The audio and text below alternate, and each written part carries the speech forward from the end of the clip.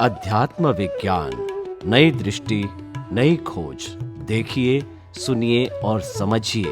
अध्यात्म विज्ञानी पूज्य स्वामी श्री कमलेशानंद जी के निर्देशन में सनातन सत्य का अनुसंधान कर जीवन को प्रकाशित करें। We have a conscious mind and subconscious mind. हमारा बिलीफ सिस्टम सबकॉन्शियस माइंड में रहता है. I know how to change the belief system in the subconscious mind. Okay. I hypnotize a person. I take that, I replace his belief system कि मैं शुद्ध आत्मा पहले तो नहीं था, उसको मैं रिप्लेस कर देता हूं कि मैं शुद्ध आत्मा हूं. Now, because conscious mind, all through the day, my subconscious mind is conscious, but जो belief system है वो subconscious mind की वजह से है. Okay. और मैं उसमें घुसा देता हूँ, yes मैं शुद्ध आत्मा हूँ. Then I start feeling कि मैं शुद्ध आत्मा हूँ. इसके बारे में आप थोड़ा विस्तार करिए. तो अकेली बिलीफ जो है वो बिलीफ आत्मा का अनुभव नहीं करवा सकती है. नॉलेज दे सकती है, क्या बताया, मगर बिलीफ जो है वो अज्ञानता को मिटाने में सहायक है. If you have a confidence on a belief, आप समझे, माँ बाप के घर लड़की बड़ी हुई, पैदा हुई, बड़ी हुई, उसको पढ़ाया, आप समझे ना, वो पैसा भी कमाए, फिर शादी करके शादी करवाया, उसका हस्बैंड कहता है वाइफ मेरी है फ्रॉम द सेम डे, हालांकि उन्होंने पैदा नहीं किया है, बड़ा नहीं किया है, पढ़ाया नहीं है. एम आई राइट और रॉन्ग? एक दिन में belief change, title of ownership. तो ये क्या है? बिलीफ के अलावा क्या है?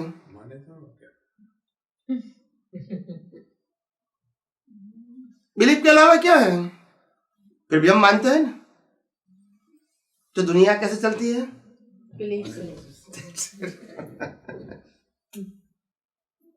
You have to accept the fact. ये दुनिया मान्यता से चलती है.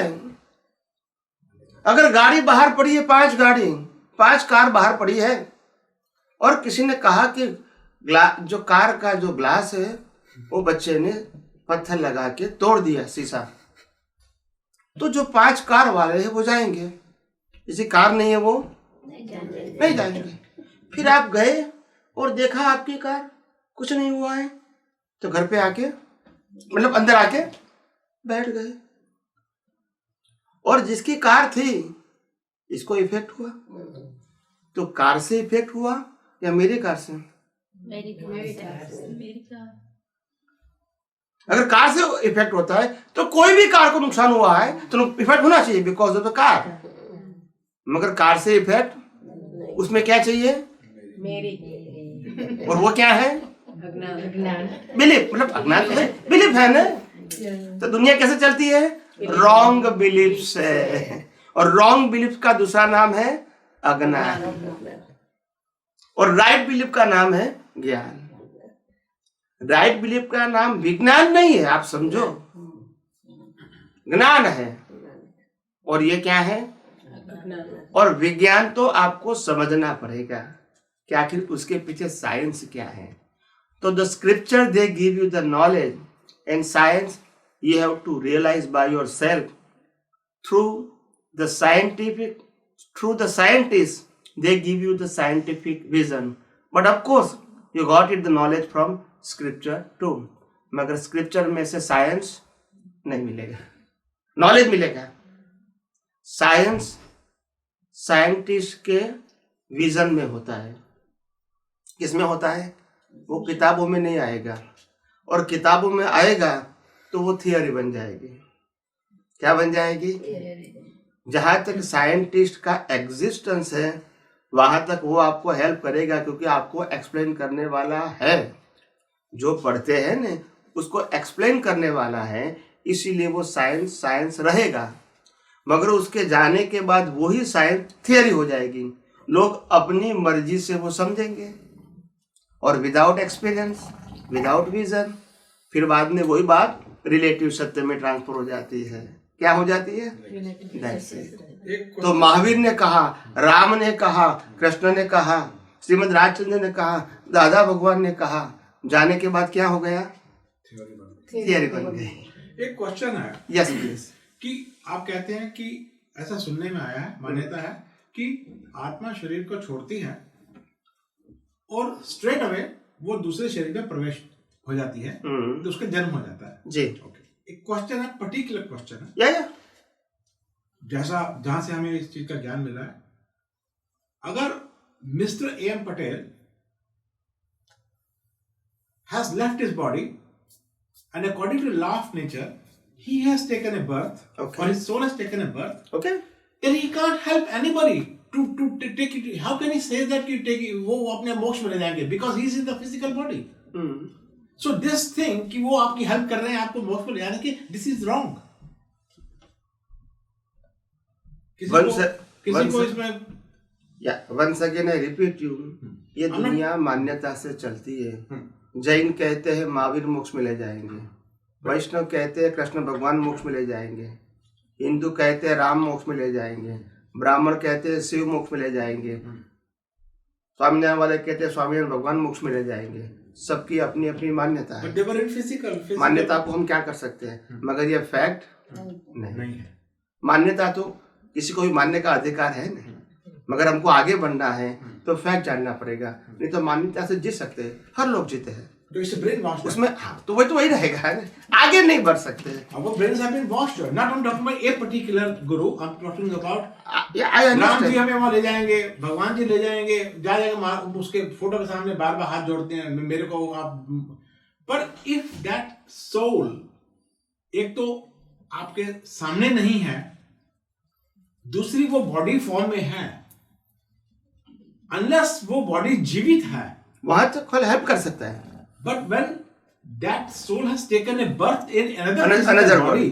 that soul, theoretically speaking or practically speaking, cannot help any other soul to take somebody to moksha to anywhere. आपको Well, this is a thought which has come into my mind.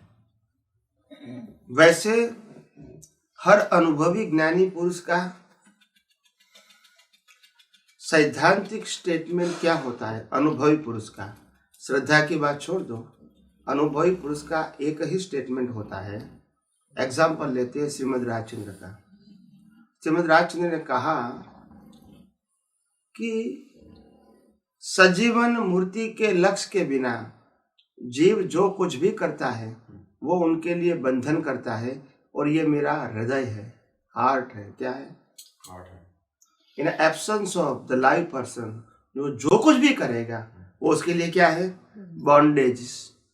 It is not a path of freedom. Bondage का मतलब होता है पाप और पुण्य का मार्ग है, मगर वो मुक्ति का मार्ग नहीं हो सकता है। In absence of the live soul जिसमें प्रकट हुआ है, ऐसे प्रत्यक्ष अनुभवी ज्ञानी पुरुष के बिना वो मार्ग जीवित नहीं होता है, मगर रिलेटिव सत्य से चलता है। क्या बताया? रिलेटिव सत्य से वो मार्ग चलता है। मुक्ति का मार्ग नहीं होता है, मगर पाप पुण्य का मार्ग होता है। आप समझे? मगर श्रद्धा से लोग मानते हैं और मानते रहेंगे। हमको सही बात जान लेना चाहिए। दादा भगवान एक मिनट, दादा भगवान ने भी यही कहा कि हम जहां तक प्रत्यक्ष है वह तक आपके लिए उपकारी है। आपको कन्विंस करने के लिए, आपके प्रश्नों का आंसर देने के लिए, आपको साइंस बताने के लिए हम उपस्थित है, रिस्पॉन्सिबल है, तो उत्तर देंगे। हमारे जानने के बाद हमारे फोटो, मूर्ति या हमारी किताबों को आप प्रत्यक्ष मानोगे, वही आपका अज्ञान होगा। अच्छा। और वो दादा भगवान ने सेम श्रीमद राजचंद्र के लिए कहा था कि आज श्रीमद राजचंद्र नहीं है तो उनकी मूर्ति और फोटो प्रत्यक्ष नहीं हो सकती है। और उनके लिए भी कहा कि मेरे जाने के बाद मेरी ये किताब या फोटो की कीमत 2% भी नहीं आएगी। It is only for the knowledge, like other books. So what we are made to believe ये उन्होंने कहा है, मैंने नहीं कहा है। मैं सिर्फ उनके शब्दों को रिपीट करता हूं। ये आप्तवाणी में भी है, ये कोई नई बात नहीं बोल रहा हूं मैं। हमने तो प्रत्यक्ष उनके मुंह से 25-50 बार सुनी है प्रत्यक्ष रूप से, मगर वो आप्तवाणी में लिखा हुआ है, आप समझे ना। तो सिद्धांत है, कोई माने या न माने वो सबकी क्या है, इंडिविजुअल बात है, उसमें हम कुछ नहीं कहेंगे, आप समझे ना। सबको कुछ भी मानने का या न मानने का सबको अधिकार है, उनमें उसकी फ्रीडम है, क्या है, दैट्स इट। उसमें हम कुछ नहीं कहेंगे, हम फैक्ट जो है वो बताएंगे, बाकी क्या मानना है वो तो हमारी मर्जी की बात है। हमको आगे बढ़ना है तो सनातन सत्य को मानो, और हमको लगता है कि हम जो मानते हैं वही बराबर है, भले वो सही नहीं है, तो उसको आप फॉलो करके आप रिलेटिव सत्य में आगे बढ़ सकते हैं, पाप और पुण्य के मार्ग पे, उसमें कोई मरा नहीं है। मगर सबको अपनी बातों को मानना या न मानने का सबको इक्वल राइट्स है, आप समझे। So you have to research and find the answer for yourself. That's it. हमको सोच, मैंने कहा नहीं, श्रीमद् राजचंद्र ने कहा कर विचार तो पाम। कोई भी बात को सुनते हैं या पढ़ते हैं, मगर उसके बाद आप सोचो, पहले आप इसको रिसीव करो, एक्सेप्ट नहीं करो, रिसीव करो। फिर समय मिलने पर आप इसको क्या करो, मंथन करो, चिंतन मनन करो। उसके बाद आपको लगे कि ये बात फैक्ट है, with all my abilities and angle, फिर आप इसको एक्सेप्ट करो। एक्सेप्ट करने के बाद एक्सपेरिमेंट करो, और देन आप रियलाइज करो। ब्लाइंड फेथ मत करो, तो मतलब ही नहीं है ये तो पागलपन है। तो इसीलिए धर्म चल रहा है ना कि ब्रेन वॉश हो रहा है एक इंसान का, वो इतना वीक है। ज्ञानी पुरुष कहते हैं ये दुनिया अज्ञानियों से चलती है, और जिसको ज्ञान होता है उनकी दुनिया समाप्त हो जाती है। ये सीधा साधा लॉ ऑफ नेचर का प्रिंसिपल है। कितनी अच्छी बात कही है, कितना सार है इस बात में, कितनी डेप्थ आपने बोली है। अज्ञानता से चलती है, बिल्कुल। और जिसको ज्ञान होता है तो वो रहेगा कहाँ यहाँ, क्यों रहेगा, और जन्म मरण से छूट जाए, क्यों रहेगा यहाँ। जब यहाँ कोई सार ही नहीं है और वो मेरे को अनुभव में आ गया, तो मैं यहाँ रहूंगा, यहाँ रहने की कोशिश करूंगा नहीं। It is very simple thing. तो जो ये समझ में आने लगा धीरे धीरे, तो इसका मतलब हम राइट ट्रैक पर चलते जाएंगे। समझ में आने लगा मतलब है आपके अंदर जो रॉन्ग बिलीफ है, ये राइट बिलीफ से आप इसको डिमोलिश करते रहोगे, यही आपका राइट ट्रैक है। अगर सभी प्रकार की अज्ञानता निकल जाएगी तब तो केवल दर्शन होगा।